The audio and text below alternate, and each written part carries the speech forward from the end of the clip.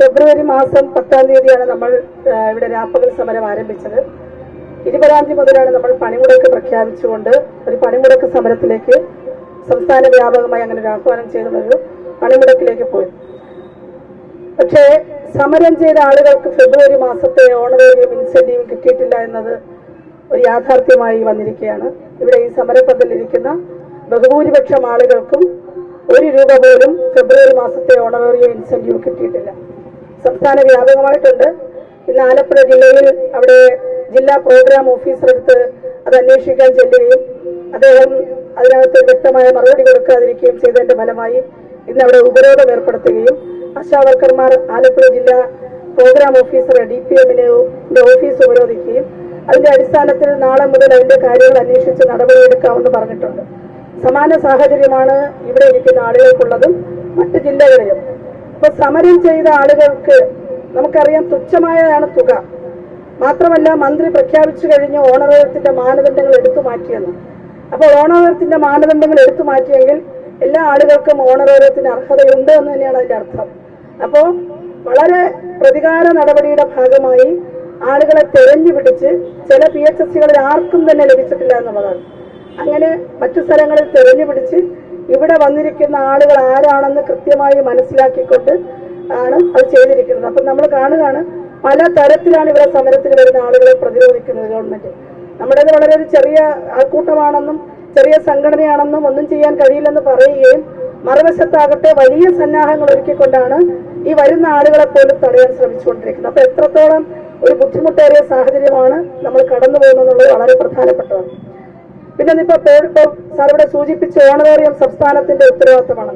45 ദിവസവും കേരളത്തിലെ പ്രധാന ചർച്ച ഓണറേറിയം കേന്ദ്രത്തോടാണോ സംസ്ഥാനത്തോടോ ആണോ എന്നാണ്. പക്ഷേ മെനഞ്ഞാന്നാണ് പോണ്ടിച്ചേരിയിൽ 18,000 രൂപ ഓണറേറിയമായി അവർ ഉയർത്തിയത്. 10,000 രൂപ 18,000 ഉയർത്തി നിയമസഭയിൽ പ്രഖ്യാപിച്ചത്. നിങ്ങൾ തന്നെയാണ് ആ വാർത്തകൾ പുറത്തുവിട്ടത്. അപ്പൊ അതിനകത്ത് വളരെ വ്യക്തത വന്നു കഴിഞ്ഞു ആരെയാണ് ഓണറേറിയം നൽകേണ്ടത്. പിന്നെ വിരമിക്കൽ ആനുകൂല്യത്തെ സംബന്ധിച്ചും വിരമിക്കൽ പ്രായത്തെ സംബന്ധിച്ചും നിശ്ചയിക്കേണ്ടത് സംസ്ഥാന സർക്കാർ തന്നെയാണ്. കാരണം ഈ സ്കീം തുടങ്ങുന്ന കാലത്ത് വോളണ്ടിയേഴ്സ് എന്ന് പറഞ്ഞിരുന്നു അതിന്റെ പ്രായം ഏതു മുതലാകാമെന്ന് മാത്രമേ പറഞ്ഞിരുന്നുള്ളൂ. പക്ഷെ 18 വർഷം പിന്നിടുമ്പോൾ ഓരോ സംസ്ഥാനത്തും അവരൊരു വിരമിക്കൽ പ്രായം പ്രഖ്യാപിക്കുകയാണ്. അങ്ങനെയെങ്കിൽ നമ്മുടെ സംസ്ഥാനം പ്രഖ്യാപിക്കുമ്പോൾ അതിനൊരു വിരമിക്കൽ ആനുകൂല്യം നിർബന്ധമായി നൽകേണ്ടതുണ്ട്. നമ്മൾ എപ്പോഴും സംസാരിക്കുന്നത് പോലെ ചർച്ച ചെയ്യുന്നത് പോലെ ഈ പ്രായത്തിൽ പിരിഞ്ഞു പോകുമ്പോൾ ആളുകൾക്ക് മിനിമം ജീവിക്കാനുള്ള അവർക്ക് മറ്റൊരാളെ ആശ്രയിക്കാതെ പ്രായം ചെന്ന് ബുദ്ധിമുട്ടേറിയ സാഹചര്യത്തിൽ ഒരു മിനിമം മരുന്ന് വാങ്ങാനെങ്കിലും പറ്റുന്ന ഒരു തുക എന്ന നിലയിലാണ് നമ്മൾ ഒരു 5 ലക്ഷം രൂപ ആവശ്യപ്പെട്ടിരിക്കുന്നത്. അതും നൽകേണ്ടത് സംസ്ഥാന സർക്കാർ തന്നെയാണ്. കഴിഞ്ഞ മീറ്റിംഗിലും ഞങ്ങൾ ഈ വിരമിക്കൽ പ്രായം അത് ഇപ്പോൾ 62 വയസ്സാണ്. ആ ഉത്തരവ് പിൻവലിച്ചുകൊണ്ട് ആനുകൂല്യം പ്രഖ്യാപിച്ചിട്ട് പ്രായം നിശ്ചയിക്കണമെന്ന് ആവശ്യപ്പെട്ടിട്ടുണ്ട്. പക്ഷെ അത് മാറ്റിയിട്ടില്ല. 62 വയസ്സിൽ പിരിഞ്ഞു പോകണമെങ്കിൽ കേരളത്തിൽ കുറച്ചധികം ആളുകൾ ഇപ്പൊ പിരിഞ്ഞു പോകേണ്ടി വരും. പക്ഷെ വെറും കൈയോടെ പോകേണ്ടി വരും. അത് വലിയൊരു ദുരന്തമായിരിക്കും അത് സൃഷ്ടിക്കുക. അതുകൊണ്ട് തീർച്ചയായിട്ടും അതിനകത്തൊരു തീരുമാനമെടുക്കണം. ഈ കഴിഞ്ഞ ദിവസങ്ങളിൽ മുഴുവൻ ആളുകളും ചർച്ച ചെയ്തിരിക്കുന്ന ഓരോ ആശാവർക്കറുടെയും ജീവിത പ്രതിസന്ധിയാണ്. വലിയ ആഴമേറിയ പ്രതിസന്ധിയിലൂടെയാണ് കടന്നു പോകുന്നത്. അതുകൊണ്ട് തീർച്ചയായിട്ടും ഒരു കൈത്താങ്ങായിട്ട് അത് മാറണം. അതിനുവേണ്ടിയിട്ടുള്ള ഒരു നടപടിയിലേക്ക് സർക്കാർ പോകണം. ആദ്യം തന്നെ ആ പ്രായം പിൻവലിക്കണം. 62 വയസ്സെന്നുള്ള ഇപ്പോൾ ഉത്തരവ് പിൻവലിച്ചു കഴിഞ്ഞാൽ ആളുകൾക്ക് പകുതി ആശ്വാസമാവും. പിന്നെ സർക്കാർ തീരുമാനിക്കട്ടെ. അപ്പൊ ആ നിലയിൽ അതേക്ക് കൊണ്ടുവരണം. അതുകൊണ്ട് ഒരു കൃത്യമായൊരു തീരുമാനം ഗവൺമെന്റ് എടുക്കേണ്ടതുണ്ട്. പിന്നെ മറ്റൊരു കാര്യം, നമ്മൾ ഈ സമരം തുടങ്ങിയതിന് ശേഷമാണ് എല്ലാവർക്കും അറിയുന്നത് പോലെ നമ്മളുടെ വിജയങ്ങളുണ്ട് ഈ സമരത്തിന് വന്നതിന് ശേഷം മാത്രമുള്ളത്. അത് കുടിശ്ശിക കിട്ടിയതും ഓണറേറിയത്തിന്റെ മാനദണ്ഡങ്ങൾ എടുത്തു മാറ്റാൻ അത് ഇൻസെന്റീവിൽ കൊണ്ടുവരികയും കുറച്ച് ഗുരുതരമായ പ്രതിസന്ധികൾ ഉണ്ടെങ്കിൽ പോലും ആ ഓണറേറിയത്തിന്റെ മാനദണ്ഡങ്ങൾ മാറ്റാൻ നിർബന്ധിതമായത് നമ്മളുടെ സമരം കൊണ്ടാണ്. പ്രതിമാസം വേതനം കിട്ടാനുള്ളൊരു നീക്കം സർക്കാരിന്റെ ഭാഗത്തുനിന്നുണ്ടായത് ഈ സമരത്തിന് ശേഷമാണ്.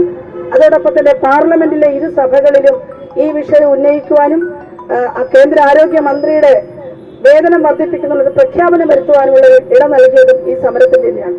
വിവിധ സംസ്ഥാനങ്ങളിൽ അതിൻ്റെതായ ചില നീക്കങ്ങൾ നടന്നുകൊണ്ടിരിക്കുന്നു. അതോടൊപ്പം തന്നെ ഇപ്പൊ നമ്മൾ കേരളത്തിന്റെ ഒരു പൊതു മനസാക്ഷിയുടെ നമ്മൾ നോക്കി ഹിതപരിശോധന നോക്കുകയാണെങ്കിൽ ഒരു റഫറൻഡം എടുക്കുകയാണെങ്കിൽ 99% ആളുകളും ആശാവർക്കർമാരുടെ വേതനം വർദ്ധിപ്പിക്കണമെന്ന കാര്യത്തിൽ ഒരു പൊതു ഐക്യത്തിലെത്തിയിട്ടുണ്ട്. ആളുകൾ മുഴുവൻ ആവശ്യപ്പെടുന്നു. നമ്മൾ ഈ ഇവിടെ കാണുന്നത് മാത്രമല്ല, സാമൂഹ്യ മാധ്യമങ്ങൾ എഴുതുന്നതും അങ്ങനെ കലാ സാംസ്കാരിക സാമൂഹ്യ വൈജ്ഞാനിക രംഗത്തുള്ള ആളുകൾ മുഴുവൻ ഇന്നത് ആവശ്യപ്പെട്ടുകൊണ്ട് വരികയാണ്. അതുകൊണ്ട് ഒരു മുതലാളിയുടെ കീഴിൽ പണിയെടുക്കുന്ന തൊഴിലാളികൾ കൂലി കൂടുതൽ ചോദിക്കുമ്പോൾ തീർച്ചയായിട്ടും അത് മുതലാളിക്ക് കിട്ടുന്ന ലാഭത്തിൽ നിന്ന് എടുത്തായിരിക്കണം തൊഴിലാളിക്ക് കൂലി കൂടുതൽ കൊടുക്കേണ്ടത്. അപ്പോൾ അതൊരു മുതലാളി എടുക്കേണ്ടതാണ്. ഇവിടെ അതല്ല, ഇവിടെ ഒരു സംസ്ഥാന ഗവൺമെന്റാണ്, ജനങ്ങൾ നികുതി കൊടുക്കുന്നതാണ്. അപ്പൊ ജനങ്ങൾ മുഴുവൻ ആവശ്യപ്പെടുകയാണ് ആശാവർക്കർമാർക്ക് മാന്യമായി ജീവിക്കാനുള്ള ഒരു വേതനം നൽകണമെന്നുള്ളത്. അതുകൊണ്ട് ഗവൺമെന്റിന് ഒരാളും പഴി പറയില്ല. ഇപ്പൊ PSC അംഗങ്ങൾക്ക് കൊടുത്തപ്പോ ആളുകൾ പഴി പറഞ്ഞതുപോലെ ഒരാളും പഴി പറയുകയല്ല, മറിച്ച് സർക്കാരിനെ അങ്ങേയറ്റം വളരെയധികം അഭിനന്ദിക്കുന്ന ഒരു നടപടിയായി മാത്രമേ അത് മാറുകയുള്ളൂ എന്നുള്ളതാണ്. ഇപ്പൊ നമ്മളിപ്പോ ഇന്നിപ്പോ 47 ദിവസം 50-ാം ദിവസത്തിലേക്ക് കിടക്കുകയാണെങ്കിൽ 31-ാം തീയതി ഇവിടെ നടക്കുന്ന ഒരു സഹന സമരമാണ്. ഈ ദിവസം വരെ ഞങ്ങളുടെ ഒരാള് പോലും എന്തെങ്കിലും തരത്തിലുള്ളൊരു മോശപ്പെട്ട പ്രവൃത്തിയോ മറ്റൊരു കാര്യത്തിലേക്ക് നമ്മൾ പോയിട്ടില്ല. ഒരു കല്ല് പോലും വലിച്ചെറിഞ്ഞിട്ടില്ല, ഒരു പൊതുമുതൽ നശിപ്പിച്ചിട്ടില്ല, ഒരു തരത്തിലെ പോലീസിന്റെ ദേഹത്ത് ഒരു അതിക്രമം കാണിക്കാനോ മറ്റു കാര്യങ്ങൾക്കോ നമ്മൾ ഇതുവരെ ശ്രമിച്ചിട്ടില്ല എന്നുള്ളത് എല്ലാവർക്കും പൊതുസമൂഹത്തിന്റെ മുന്നിലാണ് ഈ സമരം നടക്കുന്നത്. ഞങ്ങൾക്ക് രഹസ്യമായി തീരുമാനിക്കാനും മറ്റൊന്ന് ചെയ്യാനും എന്ന് പറയുന്ന അങ്ങനെ ഒരു നയമില്ല. എല്ലാം തന്നെ ഈ സമരപ്പന്തൽ കേന്ദ്രീകരിച്ചുകൊണ്ട് സമരമുഖത്ത് നിൽക്കുന്ന ആശാവർക്കർമാരുമായി ചേർന്നിരുന്ന് ആലോചിച്ച് തന്നെയാണ് വരുന്നത്. അപ്പൊ ഈ 47 ദിവസവും ഈ പൊരിവേലത്ത് കഴിയുന്ന ആളുകൾക്ക് കാര്യമായ ആരോഗ്യ പ്രശ്നമുണ്ട്, വളരെ വലിയ ആരോഗ്യ പ്രശ്നമുണ്ട്. എല്ലാ ദിവസവും വന്നിങ്ങനെ വെയിലുകൊണ്ട് ഈ ഡീഹൈഡ്രേഷൻ അടിച്ചുകൊണ്ടിരിക്കുകയാണ്. നമുക്കറിയാം, നമ്മുടെ സഹപ്രവർത്തക ശ്രീമതി സതിയുടെ ഭർത്താവ് ഈ സമരപ്പന്തലിൽ നിന്ന് പോയിട്ട് ഏതാനും മിനിറ്റുകൾക്കകമാണ് അദ്ദേഹം മരിച്ചത്. 45 ദിവസവും രാവിലെ സതി നമ്മുടെ സംസ്ഥാന സമിതി അംഗമാണ്, ഇവിടെ കൊണ്ടുവന്ന് വിടുകയും വൈകുന്നേരം 9-9:30 വന്ന് രാത്രി വന്ന് വിളിച്ചുകൊണ്ട് പോവുകയും ചെയ്ത അങ്ങനെ വിളിച്ചുകൊണ്ടുപോയി അരമണിക്കൂർ കഴിയുമ്പോഴാണ് അദ്ദേഹം അറ്റാക്ക് വന്ന് മരിച്ചത്. ഒരുപക്ഷെ ഈ സമരം നേരത്തെ സെറ്റിൽ ചെയ്തിരുന്നെങ്കിൽ പകൽ സമയത്ത് അദ്ദേഹത്തിനുണ്ടായ ബുദ്ധിമുട്ട് യഥാസമയം പരിഹരിച്ച് ഇന്ന് അദ്ദേഹം നമ്മളോടൊപ്പം ജീവിച്ചിരിക്കുമായിരുന്നു. വളരെയധികം ശ്രദ്ധ വേണ്ടുന്ന ഒരു കുടുംബമാണ് അതിന്ന്. ഞങ്ങൾക്ക് വളരെ വിഷമമുണ്ട് സതിയുടെ ആ ഒരു അവസ്ഥയിൽ. എന്താണ് ചെയ്യാൻ പറ്റുന്നത്? അപ്പോ ഗവൺമെന്റ് ഇനി ഇങ്ങനെ ആളുകളെ ഇവിടെ ഇങ്ങനെ ഇരുത്താൻ പാടില്ല. അമ്മമാരാണ്, സ്ത്രീകളാണ്, വീടിന്റെ ധാരാളം ഉത്തരവാദിത്തങ്ങളുള്ള ആളുകളാണ്. അതുകൊണ്ട് എത്രയും വേഗം ഈ സമരം അവസാനിപ്പിക്കേണ്ടതുണ്ട്. അത് മാന്യമായി ഈ കേരളത്തിന്റെ പൊതുസമൂഹം ആഗ്രഹിക്കുന്നത് പോലെ, ആശാവർക്കർമാർ ഡിമാൻഡ് ചെയ്യുന്നത് പോലെ ഒരു സെറ്റിൽമെന്റ് തീർച്ചയായിട്ടും സർക്കാർ ഉണ്ടാക്കേണ്ടതുണ്ട്.